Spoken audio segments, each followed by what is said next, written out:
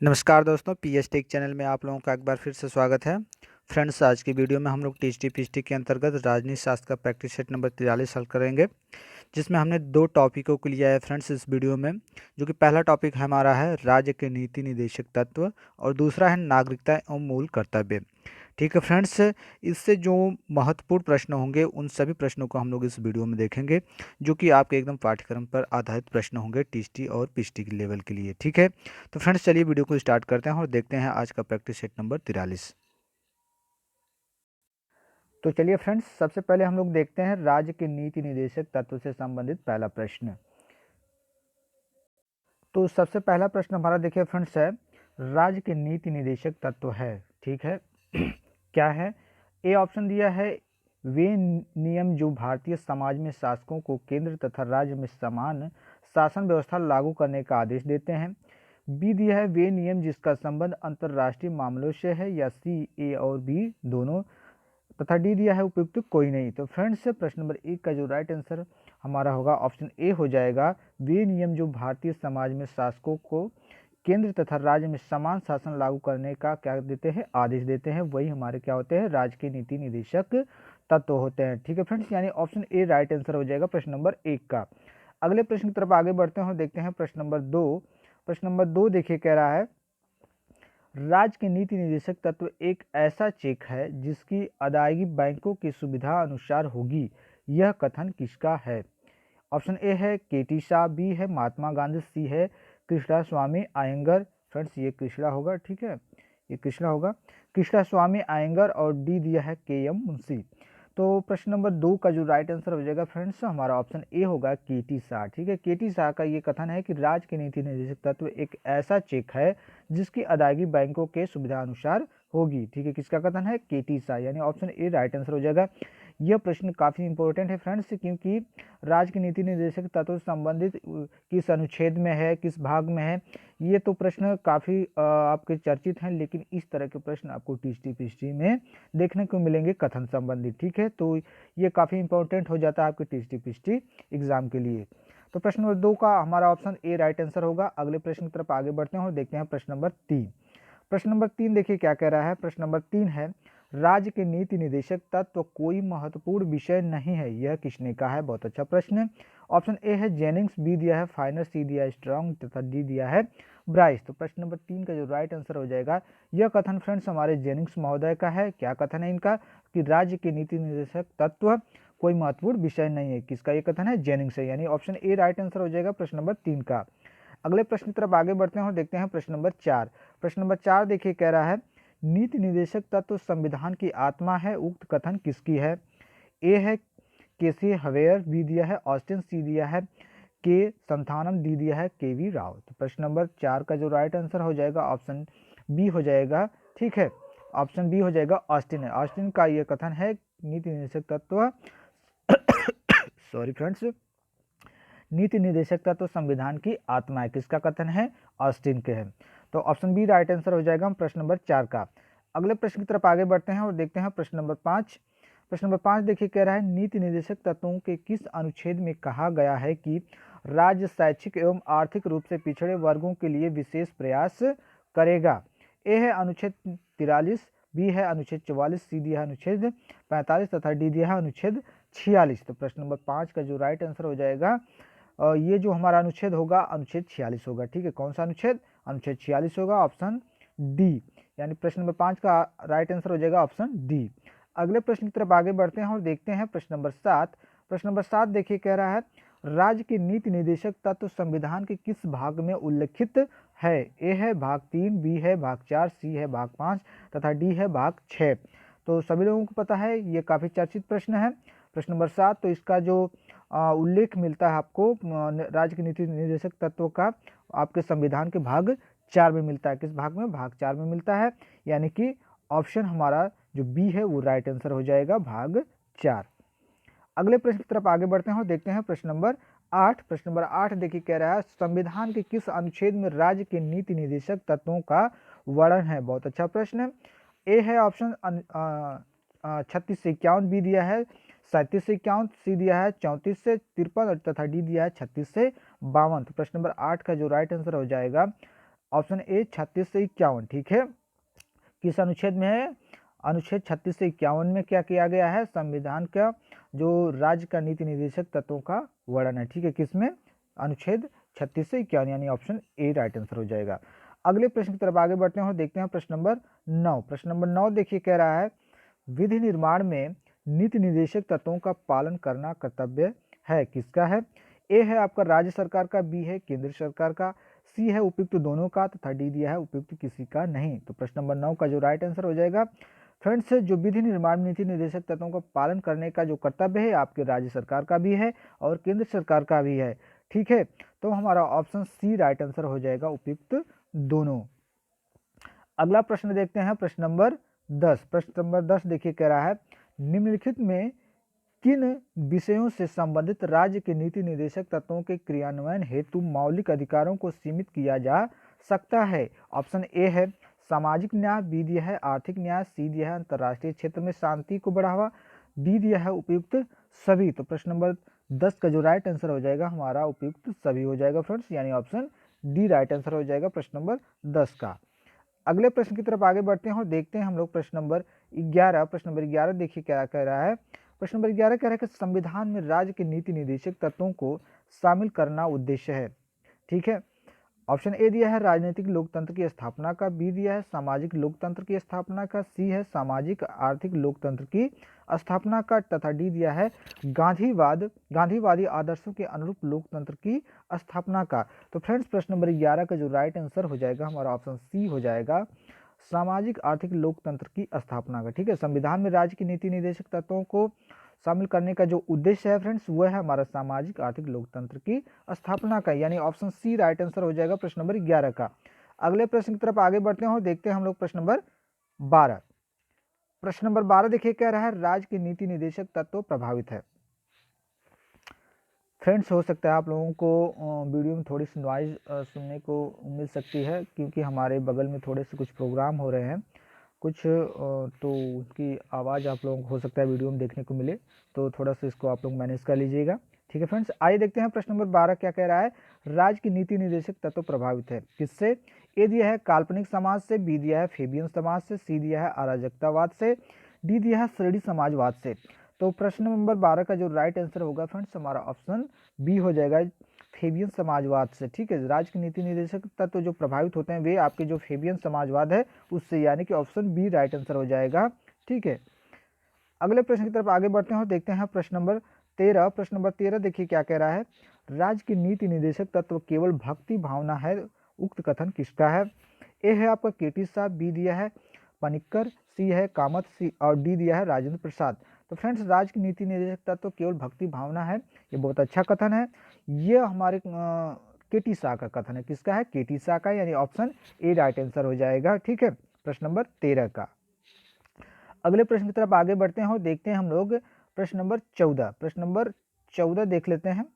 प्रश्न नंबर 14 देखिए क्या कह रहा है। 42वें संवैधानिक संशोधन अधिनियम द्वारा कौन से राज्य के नीति निर्देशक तत्व की वृद्धि की गई है? ए है आपका कमजोर वर्ग को समान न्याय एवं निःशुल्क कानूनी सहायता, बी है आपका उद्योग एवं अन्य उपकरणों में श्रमिकों की भागीदारी, सी दिया है आपका फ्रेंड्स, थोड़ा सा जूम आउट कर लेते हैं, सी दिया है आपका बच्चों को स्वस्थ रूप से विकास के लिए अवसर एवं सुविधाएं तथा वन्य एवं वन्य प्राणियों की सुरक्षा, डी दिया है उपयुक्त सभी। तो प्रश्न नंबर 14 का राइट आंसर हो जाएगा फ्रेंड्स हमारा ऑप्शन डी उपयुक्त सभी हो जाएगा, ठीक है, ऑप्शन डी राइट आंसर हो जाएगा। अगले प्रश्न की तरफ आगे बढ़ते हैं और देखते हैं हम लोग प्रश्न नंबर 15। प्रश्न नंबर 15 देखिए क्या कह रहा है। प्रश्न नंबर 15 कह रहा है मौलिक अधिकार और राज्य की नीति निर्देशक तत्व में प्रमुख अंतर क्या है? ए है समानांतर राज्य के नीति निर्देशक तत्वों पर मौलिक अधिकारों को वरीयता प्राप्त है, या बी दिया है मौलिक अधिकार नकारात्मक है जबकि राज्य के नीति निर्देशक तत्व सकारात्मक है, सी कह रहा है कि मौलिक अधिकारों का न्यायिक प्रवर्तन किया जा सकता है जबकि राज्य के नीति निर्देशक तत्वों के संबंध में ऐसा संभव नहीं है, तथा डी दिया है कि सभी उपयुक्त सभी। तो प्रश्न नंबर 15 का जो राइट आंसर होगा फ्रेंड्स हमारा उपयुक्त सभी हो जाएगा, यानी ऑप्शन डी राइट आंसर हो जाएगा प्रश्न नंबर 15 का। अगले प्रश्न की तरफ आगे बढ़ते हैं और देखते हैं हम लोग प्रश्न नंबर 15। प्रश्न नंबर 15 देखिए क्या कह रहा है। प्रश्न नंबर 15 कह रहा है कि राज्य के नीति निर्देशक तत्वों को कितने वर्गों में विभाजित किया जा सकता है। ए ऑप्शन है सामाजिक एवं शिक्षा संबंधी तत्व तथा प्राचीन स्मारक एवं ऐतिहासिक महत्व की वस्तुओं से संबंधित तत्व। बी है आर्थिक नीति से संबंधित तत्व। सी है आपका शासन संबंधी तत्व तथा अंतर्राष्ट्रीय शांति एवं सुरक्षा संबंधी तत्व। एवं डी है आपका उपयुक्त सभी। तो प्रश्न नंबर 16 का जो राइट आंसर होगा फ्रेंड्स हमारा ऑप्शन डी हो जाएगा, उपयुक्त सभी। ठीक है, उपयुक्त सभी राइट आंसर हो जाएगा प्रश्न नंबर 16 का। तो फ्रेंड्स इसमें हम लोगों ने देखा राज्य की नीति निर्देशक तत्वों से संबंधित महत्वपूर्ण प्रश्नों को। ठीक है फ्रेंड्स, इससे और भी प्रश्न आपके बनेंगे जो कि हम लोग जब मिक्स प्रश्नों को करेंगे तो उसमें उसको देखेंगे फ्रेंड्स। अभी हम लोग टॉपिक वाइज कर रहे हैं तो इसमें कॉन्सेप्ट को हम लोग क्लियर करते चल रहे हैं। ठीक है, तो आइए अगले टॉपिक को हम लोग देख लेते हैं, जो कि हमारा अगला टॉपिक क्या है फ्रेंड्स, नागरिकता एवं मूल कर्तव्य। तो देखते हैं हम लोग। तो फ्रेंड्स हमारा जो नेक्स्ट टॉपिक है वो है हमारा नागरिकता एवं मूल कर्तव्य। इससे संबंधित महत्वपूर्ण प्रश्नों को देख लेते हैं और देखिए अपने आप को कि ये जो टॉपिक है इसमें आप कितने पकड़ बनी है। ठीक है, तो आइए देख लेते हैं सबसे पहले प्रश्न को। तो सबसे पहला प्रश्न देखिए, नागरिकता एवं मूल कर्तव्य से संबंधित सबसे पहला प्रश्न हमारा है भारतीय नागरिकों को कितने प्रकार की नागरिकता प्राप्त है। तो मुझे लगता है इसका आंसर सभी लोगों को पता होना चाहिए। तो इसका आंसर राइट आंसर क्या हो जाएगा फ्रेंड्स, ऑप्शन ए आपकी जो स्क्रीन पे दिख रहा होगा, ऑप्शन ए राइट आंसर हो जाएगा, एक प्रकार के। ठीक है, भारत में जो नागरिकों को नागरिकता प्राप्त है वह एक प्रकार के है, यानी ऑप्शन ए राइट आंसर हो जाएगा प्रश्न नंबर 1 का। अगले प्रश्न की तरफ आगे बढ़ते हैं और देखते हैं प्रश्न नंबर 2। अगला प्रश्न देखिए, कह रहा है कि भारतीय नागरिकता प्राप्त की जा सकती है। ठीक है, कब से। ए है जन्म से, बी है वंशानुक्रम से, सी है आपका देशीकरण से तथा डी दिया है उपयुक्त सभी से। तो फ्रेंड्स भारत के जो नागरिकता प्राप्त की जा सकती है, आपके जो 3 ऑप्शन दिए हैं जन्म से, वंशानुक्रम से, देशीकरण से, तीनों से ही प्राप्त की जा सकती है, यानी हमारे जो चौथा ऑप्शन है उपयुक्त सभी, ये राइट आंसर हो जाएगा ऑप्शन डी। अगला प्रश्न देखिए प्रश्न नंबर 3। प्रश्न नंबर 3 देखिए क्या कह रहा है, नागरिकता समाप्त हो जाती है। ठीक है, कब समाप्त हो जाती है। पहला ऑप्शन दिया है आपका त्याग देने पर, बी है आपका विदेशी नागरिकता ग्रहण कर लेने पर, सी है वंचित कर दिए जाने पर, और डी दिया है उपयुक्त सभी। तो फ्रेंड्स भारत की जो नागरिकता समाप्त हो जाती है आपकी, अगर आप त्याग दे देते हैं नागरिकता को तब भी, और जो विदेशी नागरिकता अगर यदि आप ग्रहण कर लेते तभी आपकी नागरिकता समाप्त हो जाएगी, या आपको वंचित कर दिया जाएगा। ठीक है, तो भी आपकी नागरिकता समाप्त हो जाएगी, यानी उपयुक्त सभी राइट आंसर हो जाएगा ऑप्शन डी। अगला प्रश्न देखिए प्रश्न नंबर 4। प्रश्न नंबर 4 देखिए क्या कह रहा है, निम्नलिखित किन स्थितियों में कोई व्यक्ति भारतीय नागरिकता से वंचित किया जा सकता है। ए है आपका निर्वाचन के समय, बी दिया है आपातकाल के समय, सी दिया है युद्ध काल के समय, और डी दिया है उपयुक्त सभी। तो फ्रेंड्स काफ़ी कन्फ्यूजन भरा प्रश्न है। ठीक है, इस तरह के प्रश्न आपको कंफ्यूज करने के लिए दिए जा सकते हैं। तो इसका राइट आंसर हमारा हो जाएगा ऑप्शन सी हो जाएगा, युद्ध काल के समय आपके नागरिकता क्या है, आपको उससे वंचित किया जा सकता है। कब, युद्ध काल के समय, यानी ऑप्शन सी राइट आंसर हो जाएगा। अगला प्रश्न देखिए क्या है हमारा प्रश्न नंबर 5। प्रश्न नंबर 5 देखिए कह रहा है, देखिए फ्रेंड्स अभी टीएसटी का फॉर्म तो अभी नहीं आया है।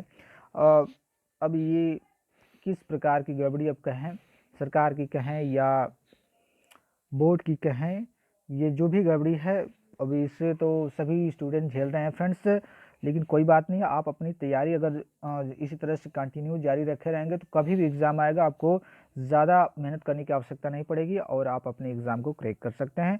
तो आप अपने तैयारी को कंटिन्यू एकदम जारी रखिए। ठीक है, क्योंकि अगर अचानक फॉर्म आ जाएगा और परीक्षा की तिथि निर्धारित हो जाएगी तो सब हड़बड़ाहट में गड़बड़ हो जाता है। ठीक है फ्रेंड्स, तो अपनी तैयारी को यूँ कंटिन्यू रखिए। ठीक है, तो आइए देख लेते हैं प्रश्न नंबर 5। प्रश्न नंबर 5 देखिए क्या कह रहा है, संसद में नागरिकता से संबंधित व्यापक नागरिकता अधिनियम कब बनाया गया। ठीक है, ए है आपका 1955, बी है 1956, सी है 1957, डी है आपका 1958। तो फ्रेंड्स संसद में जो नागरिकता संबंधित व्यापक यानी कि अधिक ठीक है उसे विस्तारित रूप से नागरिकता का जो अधिनियम बनाया गया था वो हमारा 1955 के अंतर्गत बनाया गया था। ठीक है, 1955 ईस्वी में, यानी ऑप्शन ए राइट आंसर हो जाएगा। ठीक है, अगले प्रश्न की तरफ आगे बढ़ते हैं और देखते हैं प्रश्न नंबर 6। प्रश्न नंबर 6 देखिए क्या कह रहा है, संविधान में नागरिकता का उल्लेख मिलता है।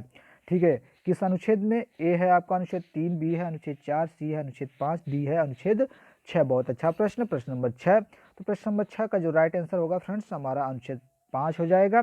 अनुच्छेद 5 में संविधान में जो नागरिकता संबंधित अधिनियम बनाए गए हैं उसका उल्लेख आपका अनुच्छेद 5 में मिलता है, यानी ऑप्शन सी राइट आंसर हो जाएगा। ठीक है फ्रेंड्स, किसमें अनुच्छेद 5 यानी ऑप्शन सी। अगले प्रश्न की तरफ आगे बढ़ते हैं और देखते हैं हम लोग प्रश्न नंबर 7। प्रश्न नंबर 7 देखिए क्या कह रहा है। प्रश्न नंबर 7 कह रहा है पाकिस्तान से भारत प्रव्रजन करने वाले कुछ व्यक्तियों को नागरिकता का अधिकार देता है। बहुत अच्छा प्रश्न, वेरी वेरी इंपॉर्टेंट। पाकिस्तान से भारत प्रव्रजन करने वाले कुछ व्यक्तियों को नागरिकता का अधिकार देता है, यानी पाकिस्तान से यदि वो भारत आते हैं तो उन्हें कुछ नागरिकता का अधिकार मिलता है। किस अनुच्छेद के तहत? तो अनुच्छेद आपका ऑप्शन दिया है ए में 5, बी में दिया है अनुच्छेद 6, सी दिया है अनुच्छेद 7 तथा डी दिया है उपयुक्त ए बी उपयुक्त बी एवं सी दोनों दिया है। तो फ्रेंड्स अनुच्छेद जो हमारा 6 है इसमें हमारा दिया है पाकिस्तान से यदि कोई व्यक्ति भारत प्रव्रजन करता है तो उसे कुछ नागरिकता संबंधी जो अधिकार है उससे दिया जाता है। ठीक है, यानी ऑप्शन बी राइट आंसर हो जाएगा प्रश्न नंबर 7 का। ठीक है, तो हमारा प्रश्न number 7 right answer, sorry friend, प्रश्न नंबर 7 का राइट आंसर ऑप्शन बी। अगले प्रश्न की तरफ आगे बढ़ते हैं और देखते हैं प्रश्न नंबर 8। प्रश्न नंबर 8 देखिए क्या कह रहा है। संसद द्वारा नागरिकता के अधिकार का विधि द्वारा विनिमयन किया जाना वर्णित है। ठीक है, किस अनुच्छेद में? संसद द्वारा नागरिकता के अधिकार का विधि द्वारा विनिमयन किया जाना वर्णित है, यानी उस पर वो क्या करते हैं, उसका अधिकार है कि किसी भी नागरिकता अधिनियम को वो क्या कर सकते हैं, उसमें संशोधन कर सकती है या उसमें कुछ बदलाव ला सकती है। ठीक है फ्रेंड्स, तो वो कौन सा उसका अनुच्छेद के अंतर्गत आता है? ए है आपका अनुच्छेद 8, बी दिया है अनुच्छेद 9, सी है अनुच्छेद 10 तथा डी दिया अनुच्छेद 11।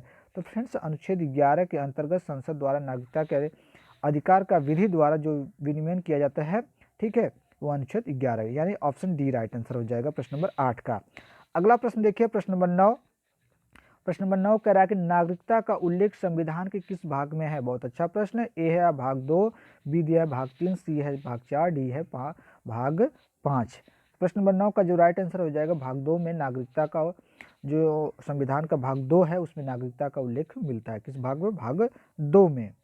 तो ऑप्शन ए राइट आंसर हो जाएगा। अगला प्रश्न देखते हैं हम लोग प्रश्न नंबर 10।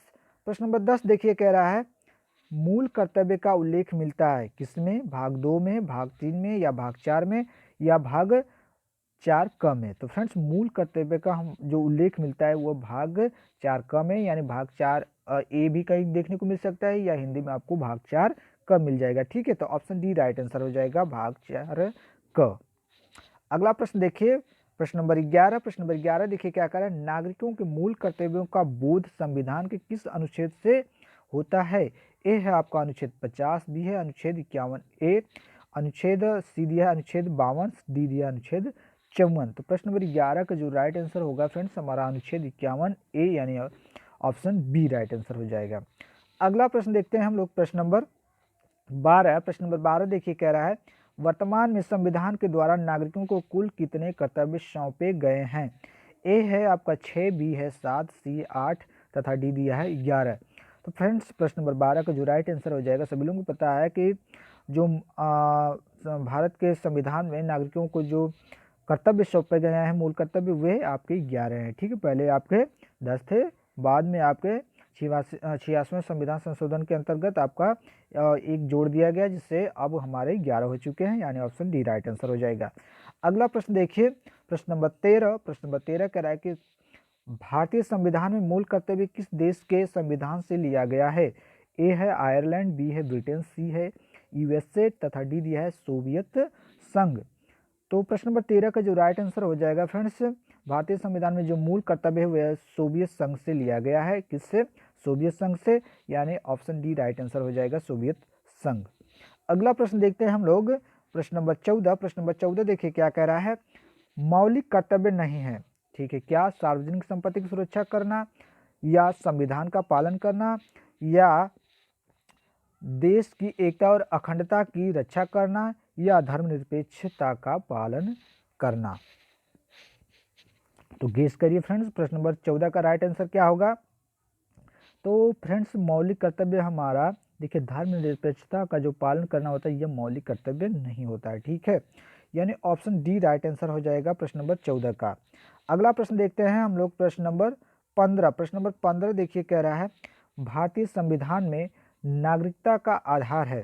किस प्रकार का? दोहरी नागरिकता या पंचायत व्यवस्था या सभी नागरिकों को नागरिकता, सभी व्यक्तियों को या नागरिकों को नागरिकता या इकहरी नागरिकता। तो जैसा कि हम लोगों ने देखा था इसके जो पहले प्रश्न में हम लोगों ने देखा था कि जो भारतीय संविधान में जो नागरिकता प्राप्त होती है वो एक प्रकार की केवल एक एकल नागरिकता है, यानी कि इकहरी नागरिकता। तो ऑप्शन डी राइट आंसर हो जाएगा, इकहरी नागरिकता। अगला प्रश्न देखिए, प्रश्न नंबर 16। प्रश्न नंबर 16 देखिए क्या कह रहा है, कौन मूल कर्तव्य नहीं है? ए देश की रक्षा करना, बी भारत की प्रभुता, एकता और अखंडता की रक्षा करना और उसे अक्षुण्ण रखना, सी है सार्वजनिक संपत्ति को सुरक्षित रखना या डी शिक्षा ग्रहण करना। तो प्रश्न नंबर 16 का जो राइट आंसर होगा फ्रेंड्स हमारा ऑप्शन डी हो जाएगा, शिक्षा ग्रहण करना। कौन सा? शिक्षा ग्रहण करना, ठीक है, यानी ऑप्शन डी प्रश्न नंबर 16 का।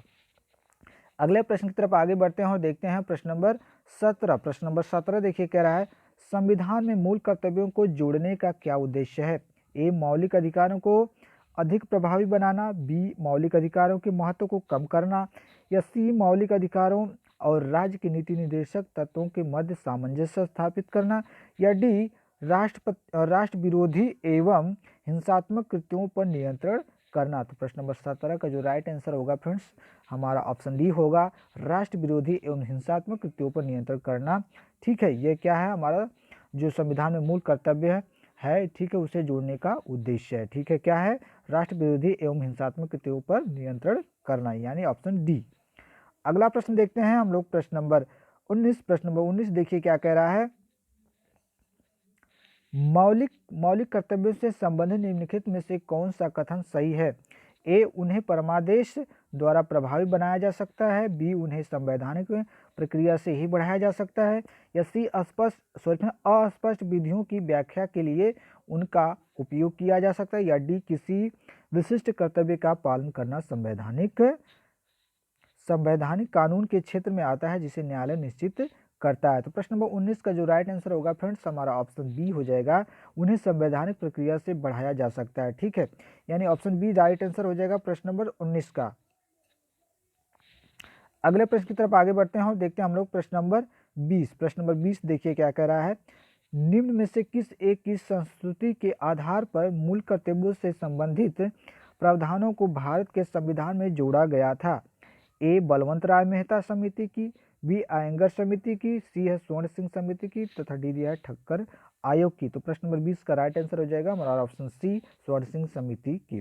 ठीक है, तो फ्रेंड्स इस वीडियो में हम लोगों ने देखा फ्रेंड्स नागरिकता एवं मूल कर्तव्य से संबंधित महत्वपूर्ण प्रश्नों को एवं राज्य की नीति निर्देशक तत्वों से संबंधित महत्वपूर्ण प्रश्नों को। ठीक है फ्रेंड्स, तो फ्रेंड्स मैं लास्ट में यही कहूँगा कि आप लोग अपनी तैयारी कंटिन्यू रखिए, निराश मत होइए कि भी फॉर्म नहीं आया, कभी भी आ सकता है। ठीक है फ्रेंड्स, सरकार की कुछ हो सकता है, उसमें कुछ अलग पॉलिसी हो सकती है या उसमें कुछ अभी संशोधन करने हो, इस कारण से नहीं आ पा रहा है। ये ज़रूर कह सकते हैं कि जो टीएसटी के फॉर्म है ये काफ़ी लंबे समय तक लटक जाते हैं, लेकिन यदि आपकी तैयारी रहेगी कभी भी एग्ज़ाम होगा, आप अगर उसे क्वालिफाई करेंगे तो आपकी नियुक्ति ज़रूर होगी। ठीक है फ्रेंड्स, नियुक्ति उन्हीं की होगी जो लोग अच्छे से तैयारी करेंगे, जिनका एग्ज़ाम अच्छा होगा। ठीक है फ्रेंड्स, तो इन्हीं शब्दों के साथ आज के वीडियो को हम लोग क्लोज करते हैं। थैंक यू, धन्यवाद।